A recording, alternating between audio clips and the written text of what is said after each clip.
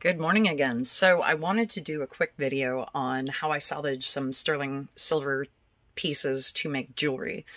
I do salvage quite a bit. I hate paying the prices for flat silver out of any kind of a silver supply store. It really makes it tough as a jeweler to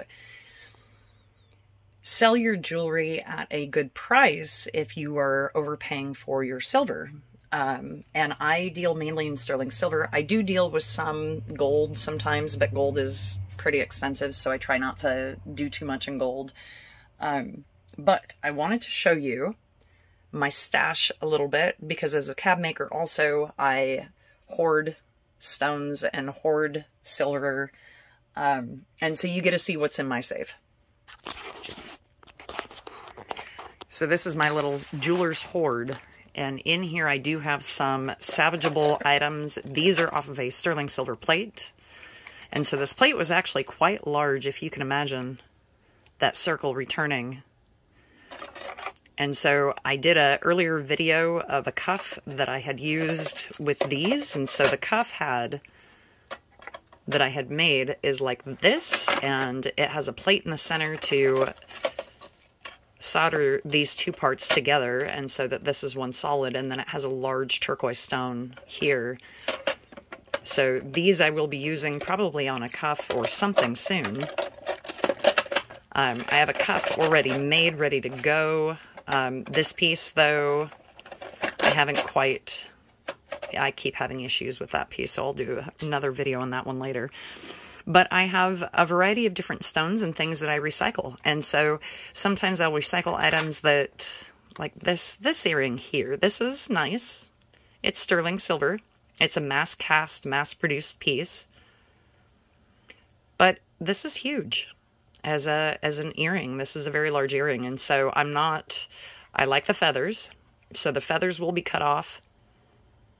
I like the stones. They're okay. They're a moonstone, I believe, but I'll be recycling and salvaging these. So items that I don't sell, I do resell some items on Etsy, but the problem is sometimes you just have things that just don't sell. And so these are some of those items that just don't sell. I do also have like filigree, plain filigree earrings, and these I will be adding small pieces of turquoise to give them a little bit more interest. And then I have some more filigree items down here. These are very large sterling silver thick. Look at that. Sterling silver plate rims from a sterling silver platter that I purchased.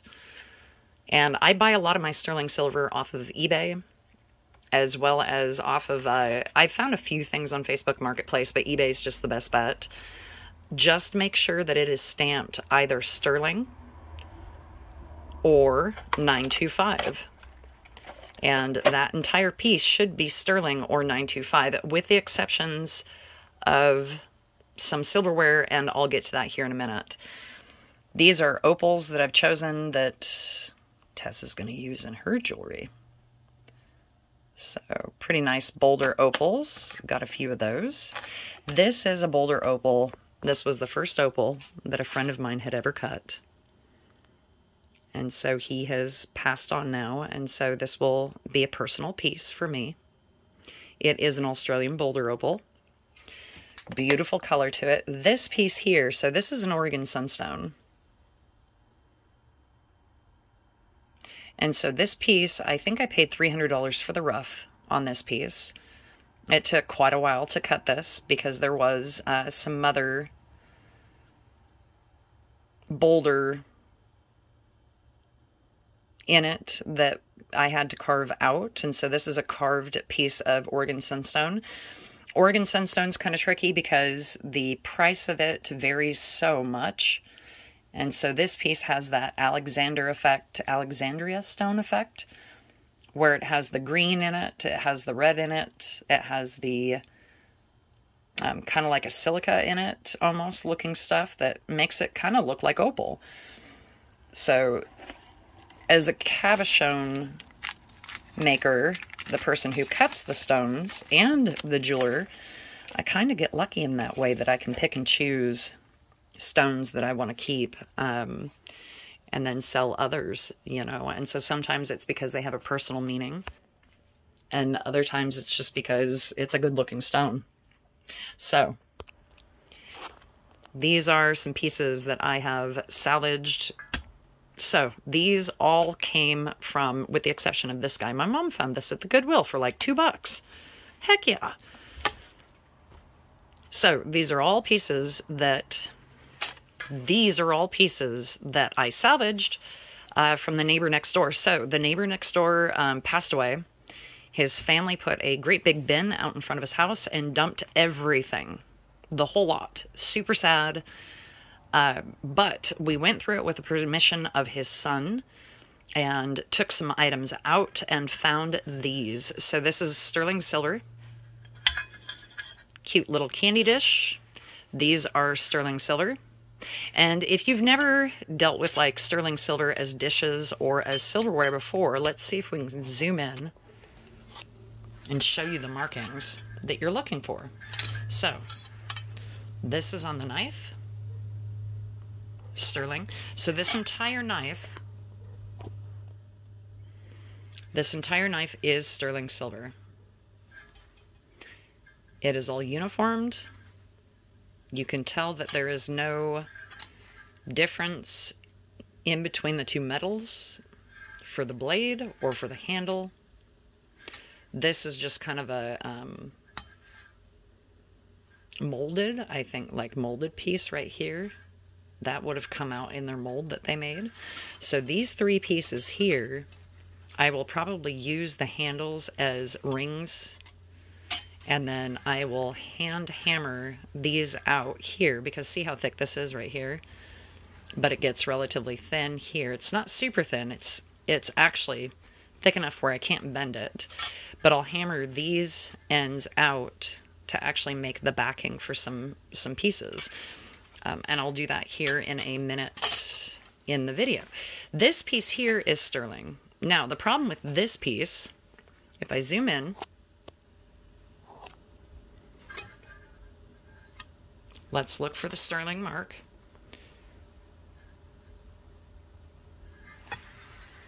Okay, where is the sterling mark on this thing? I swear I found it just the other day. Oh, it's right there. Okay. The sterling mark on this thing is right there. I do not know how well you can see that. The problem is with this piece, you can obviously tell this, even in the light, this looks like a different metal than that. So this piece here, I do not believe is sterling silver. It is the handle, and then even then, you can see the handle has split. So I think the sterling silver for this piece is literally just the handle shaft cover. And it ends pretty much right about here. And it could end right here in the grooves between these two. So I'm going to take this sterling off. That actually will probably be so thin I won't be able to use it for anything other than just melt, which is fine. I make my own beads. This piece here, let's zoom in so you can see the markings on this piece. So this is towel sterling, and it says, does it say weighted? It says weighted. Filled, weighted. That means that the butt end, this piece right here, this is weighted. This, the whole bowl area, is sterling silver. So this bowl area, this is sterling silver. This butt end is weighted. The same thing is true with this. So this also has towel. No, I think this is not towel though. This is something else. Maybe. This is Whitman. Something. Durham something weighted. So the problem with this one, this is weighted. This whole bottom piece is weighted. This upper piece is sterling. So the likelihood of me getting a whole lot of sterling out of this one's pretty slim. I've taken these apart before and have actually salvaged it for the silver. There's not a whole lot here, but for $2 at a Goodwill, heck yeah.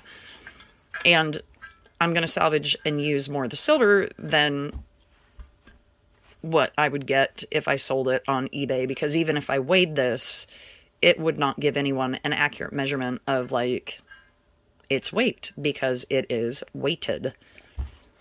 So this piece here, again, the whole bowl, this is all solid sterling. The handle is solid sterling. I'll use the handle, actually, I'll probably take the handle off or cut the handle off. Ooh, I like the hinges though. I might cut it right there. Okay, so now it's time to actually like cut these things apart. Let's salvage these things. I'm gonna put you guys on a rack so that I don't have to hold the camera. Okay. With my trusty Dremel, or Fordham-like tool, and again, if you need one of these Fordhams, I highly suggest this SR series from Amazon. This is a really good...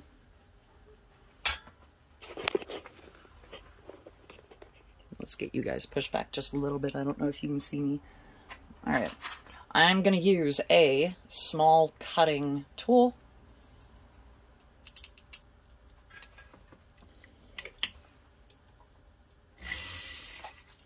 And normally I do this encased in my fish tank. However, because it's a video, I won't. I want to keep these hinges. So for some reason, I'm kind of in love with the hinges. And I think that'd be a cool functioning thing to keep for jewelry. I'm not too sure how or why I'm going to use it, but I'm just going to cut here and here to get the handle off.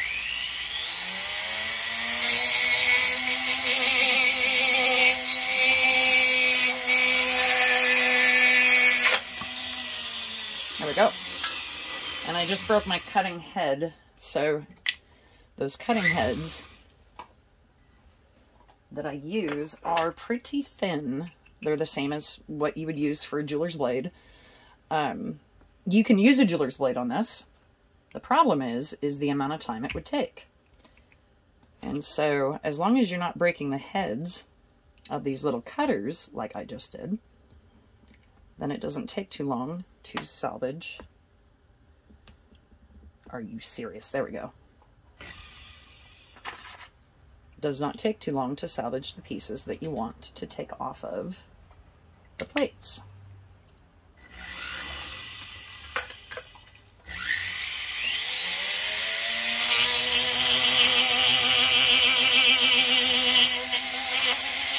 There you go.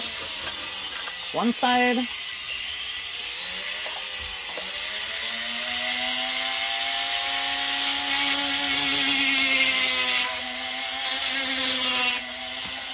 Second side. So now I have my handle. My handle is salvaged. You know what? This thing actually is pretty thick. And see, I salvaged right where the hinges are. So this thing is actually, that's a nice thickness. It's still pretty pliable and flexible. I can bend this pretty easy. So I'm not too sure what I'll use this for in jewelry. But I will. It has a nice little groove bend design in here. And so maybe it'll be part of a necklace. I don't know yet. Okay, so for this plate, I can see how thin this silver is here on the bottom. And I can see that someone twisted it a little bit because there's a twist like right here. And on this guy right here, it's got an overlap, a curl, so you can actually just take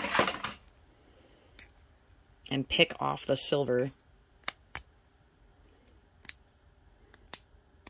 The first time I took one of these apart to salvage the silver, I actually just took a torch to it. The crap in the center smells really bad. And it's probably pretty toxic, so yeah, just be aware of that. And it gets really messy really quick. You might have to take a torch to it at some point just to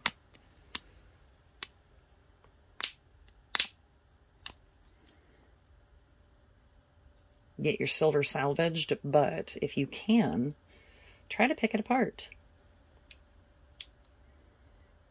Okay, so I can see the white stuff. So that white stuff that's in there, that is the weighted stuff. It's like a wax or a, I don't know what it is.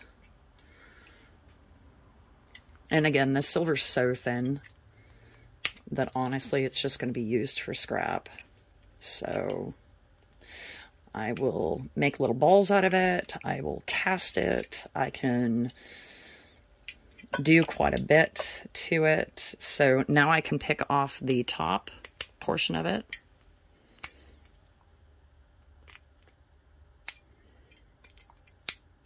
And the cast stuff is just literally falling apart on this.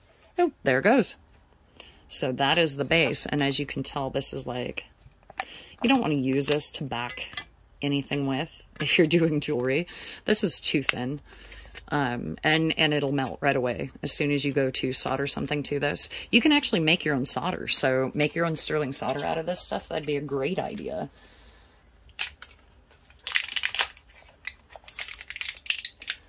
So I'm just going to peel that.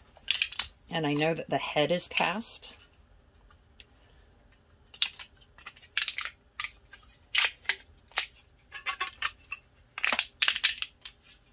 Oh, now come on. Usually I don't have this much trouble. Maybe I'll just get a pair of scissors and cut it. Any kind of scissors will do when it's metal this thin. And there we go. There's the skirt. And so this top piece, this is a little bit thicker silver, but earlier I bent it a little. However, it's pretty decorative. It's kind of cute. So it has a line right here where it's been soldered together. And I might use that. But you know what? I might go take a hammer and smash this thing real quick. Here, this is my hammer area. Let's smash this bottom end. There we go. This is what this looks like.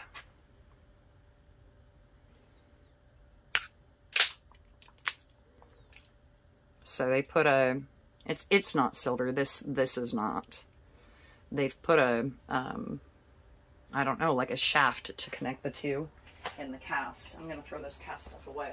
And yes, I am wearing my pajamas while I work in my studio. Since COVID, I think pretty much everyone works in their pajamas. Okay. Let's see what other ways can we do this. I can take my little cutter and actually just cut a line right through it. So let's do that.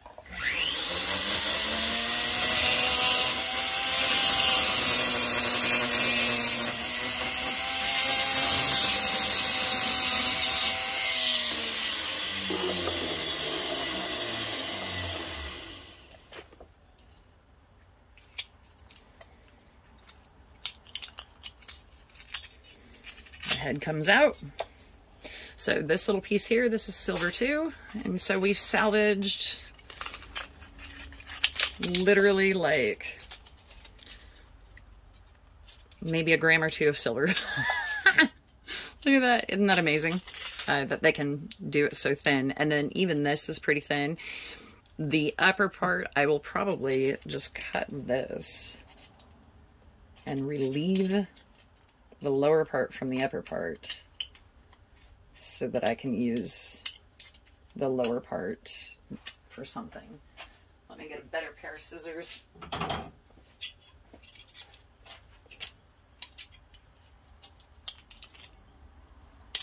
Good, I'm still recording. Sorry, this is going to be a long video.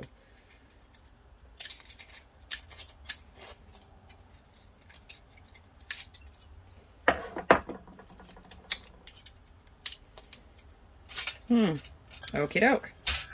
So I will stop there for this video, and then I'll show how I'm going to salvage these here in a minute and how to figure out this puppy right here. So, yeah, look for another video from me. Oh, there's still a little cup. There's still an inside piece to be salvaged, so let's hammer that out. It's got a cup on the inside. There we go. Got it.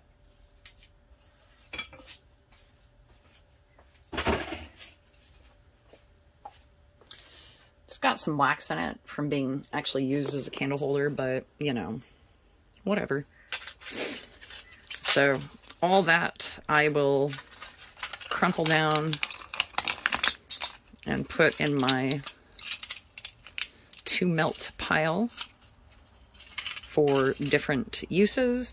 This piece I will probably put away. I don't know, it's just cute. It's super thin though, super delicate, so maybe something to do with earrings. I have no idea.